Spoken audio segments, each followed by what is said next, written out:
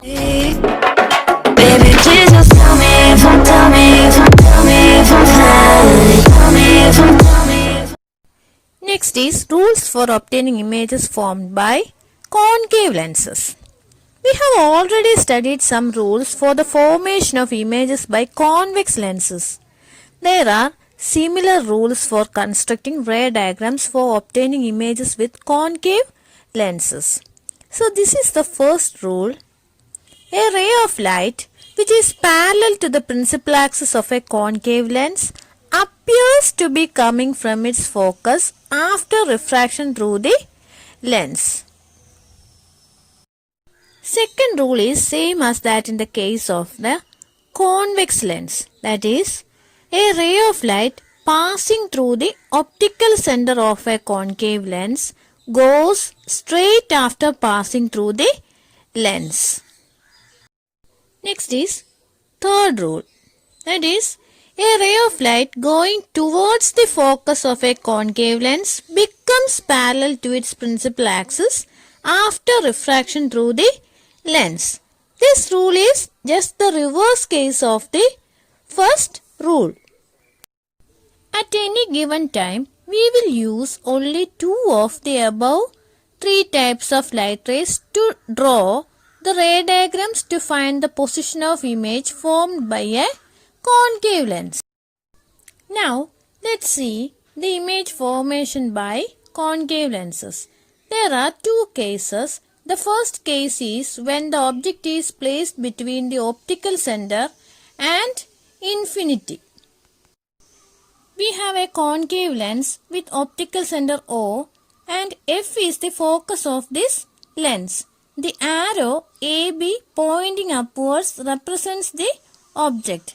Now, we want to find out the position, nature and size of the image of this object which will be formed by the concave lens. The method used for obtaining the images with concave lenses is very similar to the one we have used in the case of convex lenses. So, we have to apply the first rule now. A ray of light which is parallel to the principal axis of a concave lens appears to be coming from its focus after refraction through the lens. So, we have drawn the first light ray. Now, we have to draw the second light ray using the second rule. A ray of light passing through the optical center of a concave lens goes straight after passing through the lens. The two refracted rays appear to intersect at point A dash on the left side of the lens. So, we got the image A dash B dash between optical center and focus of the concave lens. Now we have to write down the position, nature and size of the image. So, the image formed is between the optical center and focus. Then, what is the nature? Nature is virtual and erect. And what about the size? The size is smaller than the object. If we move the object more and more away from the optical center of the concave lens, the image becomes smaller and smaller in size and moves away from the lens towards its focus. And when the object is at infinity, the image is formed at the focus. So we are drawing two light rays parallel to the principal axis and they appear to meet at the focus of the concave lens. So, the image is formed at the focus of the lens when the object is at infinity. What about the nature? The nature is virtual and erect and the image will be highly diminished.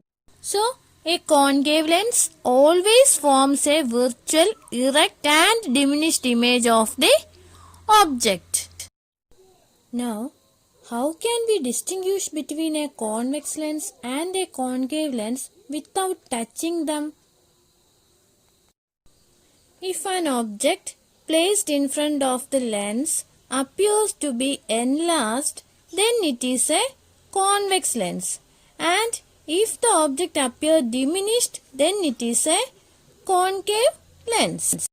Then what are the uses of a concave lens? Concave lenses are used in spectacles to correct the defect of vision called myopia or short-sightedness. Then they are used in wide-angle spy hole in doors. ഡോറിൻ്റെ ഒക്കെ ഫ്രണ്ടിൽ കണ്ടിട്ടില്ലേ spy hole, അത് use ചെയ്യുന്ന lens ഏതാണ്? Concave lens.